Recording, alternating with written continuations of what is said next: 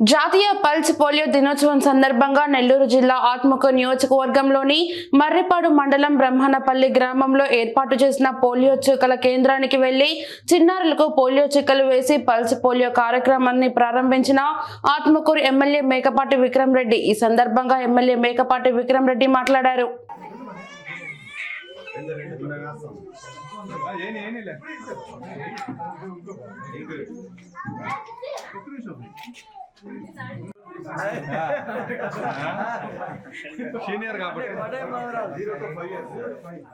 Senior కాబట్టి ఎప్పుడే తెలిసింది.